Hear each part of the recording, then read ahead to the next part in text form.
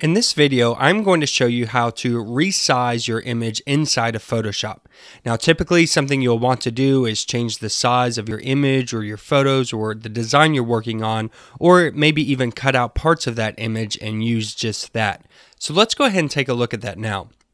As you can see here, I've opened up the plant.psd file, and you can follow along with that file if you'd like, or you can just open up your own image inside of Photoshop.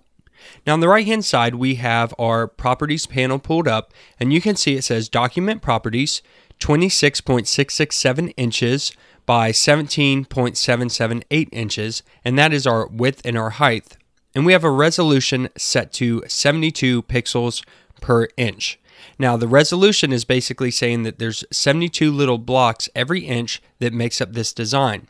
And if you're unaware of what a pixel is, and we zoom in on this document, you can see as we get closer in, it starts breaking up into little squares. And these are the actual pixels that make up this document. So if I look at a different section here, we can see we have dark squares and dark green and light green and some white and blue squares. And this is actually what your image is being made out of. And so this is saying that there's 72 pixels per inch in this document. Now, of course, if we increase that resolution, there would be more pixels per inch, which would give us a cleaner looking image, but it's also going to increase the file size, and you'll need to keep that in mind whenever you're working in your document. So let's go ahead and zoom back out here. And before we get started on resizing the document, let me show you how you can change this. Now, because I'm in the United States, we use what we call standard measurement, and that's usually inches and feet and what have you. However, you might be using a metric system such as centimeters and millimeters, or you might not be working with print. Maybe you're working with web design or logos, and you want to work in pixels instead of a measurement standard. So let's see how you can change that. If you go to the top and you click on Edit and you go down to Preferences, you can actually click on Units and Rulers, and here we can change the preferences for our documents. So at the top we can see we have units, and our rulers are in inches, and our type is in points. Type being typography, words and letters. And we can change these. We can change the rulers to pixels, inches, centimeters, and so on. Or we can change our type to pixels, points, and millimeters. Points is usually the main one that people use. But let's go ahead and change our ruler. Maybe we want to work with pixels or centimeters instead of inches. So we can change that here. And one other quick note that you might want to know immediately is on the right hand side, new document preset resolutions. These are the resolutions whenever you create a new document, and you might want to change these. Now 300 pixels per inch is pretty common with print resolution whenever you're printing anything out, like say a magazine or brochure or something like that. And screen resolution is 72 pixels per inch. That's when you're dealing with things like, say, games or web design or something like that. You'll want a smaller resolution when you're working with things on the internet, because a web page has to load images quickly, and the smaller the resolution you have, the smaller the file size and the quicker that image would actually load. So we've changed our rulers to pixels. Let's go ahead and hit OK. And now in our document properties, you can see that it has changed our width and height to 1920 pixels by 1280. And then we still have the same resolution of 72 pixels per inch. So once you have that set up to your liking, let's see how we would change the actual size of this image. Maybe this image is way too big. Whenever we print it out, it's 26 inches and it's too much, or maybe we're using it on the internet and this picture is too big and we need a smaller version of it. How would we do that? Well, go up to the top menu bar and click on Image, and then go to Image Size. You can see the shortcut key here. And when I click on that, this will allow us to actually change the size of the image and the document itself, the canvas that the image sits on. So you can see here that the image size is 7 megabytes, 1920 by 1280, and we can use some of these presets. So here we have things like letter size, and we have different sizes for print, and then we have some sizes that are pretty common for, say, web design and what have you. or we can change it at the bottom. So we can punch in the numbers. We can also click these and pick whatever we want to work with. Pick if you know an exact pixel dimension or exact inches that you want to work with. We'll just leave it on % for now, and we can change our resolution here. Now, if you're starting with a low resolution image, it's harder to actually make it a higher resolution image. It's harder to make it look cleaner. However, if you're starting with a high resolution image, it's easier to make it look lower resolution. Just keep that in mind as you begin working.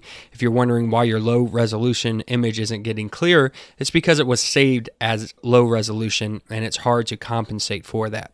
Resampling is basically the way that it's going to remap the pixels for your image. So if you leave that checked here, whenever we change the width and the height, it'll resample those pixels to the new document size. So let's go ahead and take a look real fast.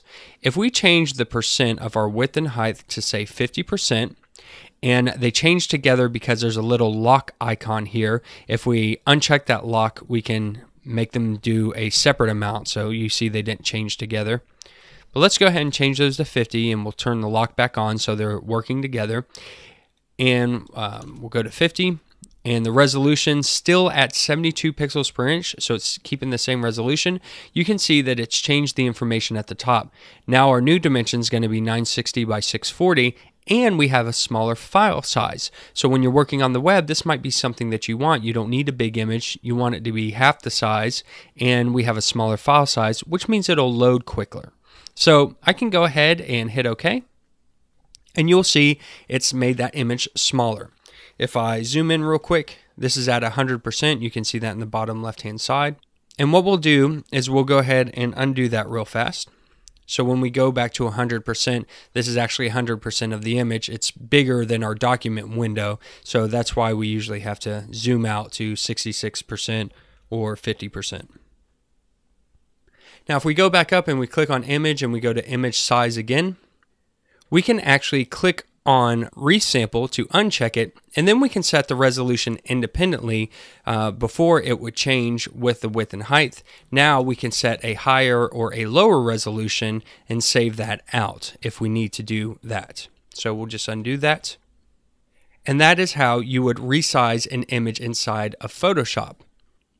Now, something else that you will commonly do is you'll cut out a piece of this image. Maybe we want to print this out and we have a frame that's a nice vertical frame, but it won't fit this whole picture. There's too much space on the left and right hand sides. How could we just cut out this plant and get rid of the excess image that we don't need?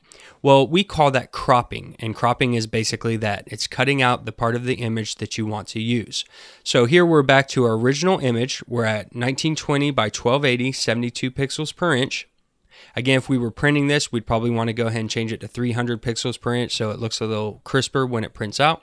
But over on the left-hand side is our toolbar. And here we have the crop tool with the shortcut key C, and it says trims or expands the edges of an image. So if we click on that, what happens is we now have a selection around the whole image. We call these marching ants, these little tiny boxes, if you can see them on the screen. And then we also have some handles in the corners and on the left and right hand side and the top and the bottom. And what this allows us to do is we can grab these handles, and when I do, I just click and drag and shift over. And let's go ahead and click and drag the right one. Now, whatever I have done, whatever I have cropped here, is what our image is going to convert to. So let's just go ahead and hit enter. And you can see that now the canvas is cropped out those outside borders. We've just selected what we wanted to see. And if we look at our document properties, we didn't mess with the height, so it's still at 1280, but now we have a width of 627 pixels across from left to right. And that's how we could crop out this document. Now there's another way to crop too, and that's by using a selection and then using the crop feature in the image tab at the top of the menu bar. I'll show you how to do that.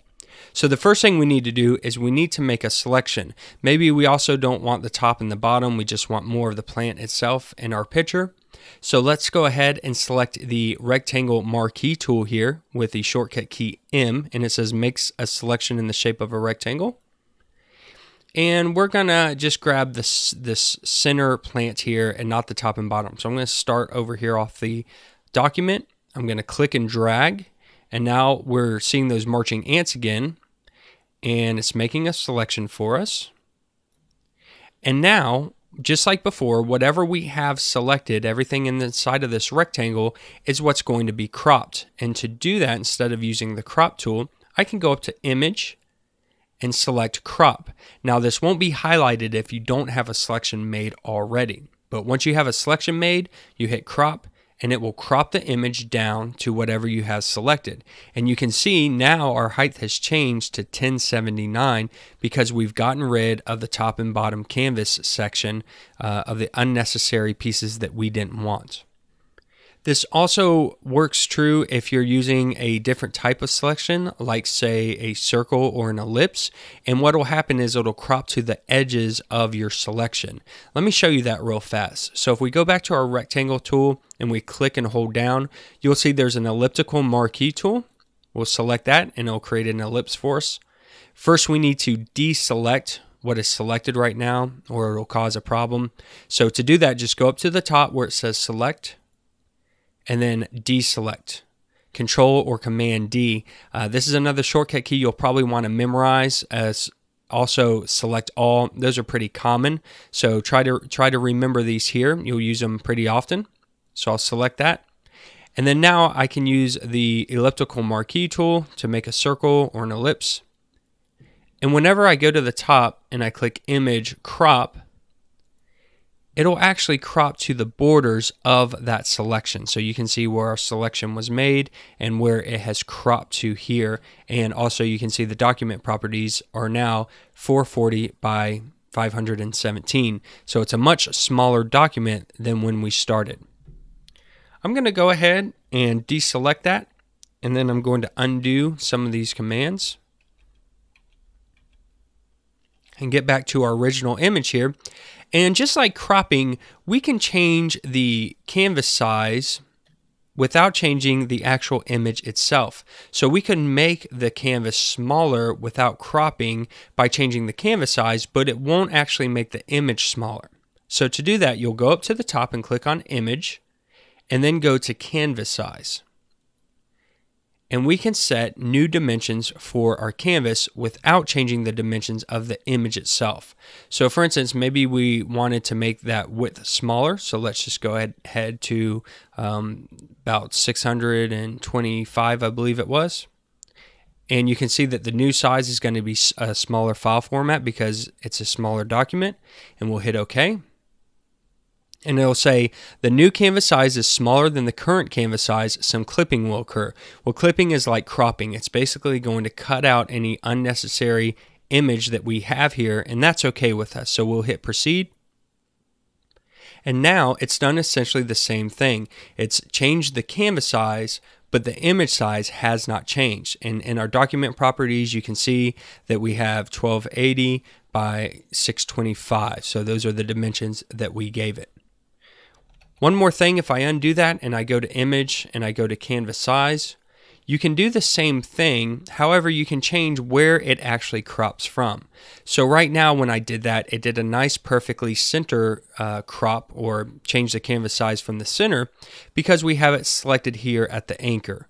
Now if I select the left hand side, what will happen is when it clips out that image, it'll do it from the left hand side instead of the center. I'm going to use the same dimensions, but let's take a look at that. So hit OK, and we'll hit proceed. And it's actually cut out of the left hand side of the image. If you imagine, the plant is actually to the right, but because we anchored it to the left, it clipped the left hand side, and we still have the same document, 625 by 1280, but the anchor was off to the left and not centered, so that's why you no longer see the plant. That might be very useful whenever you begin changing canvas sizes for the different documents that you're working on. So we'll just go ahead and undo that here. And that is how you resize an image inside of Photoshop, whether you're changing the actual image size itself to a bigger or smaller image, or you want to change the canvas size to shrink down, clip, or crop out a piece of the image that you would like to use.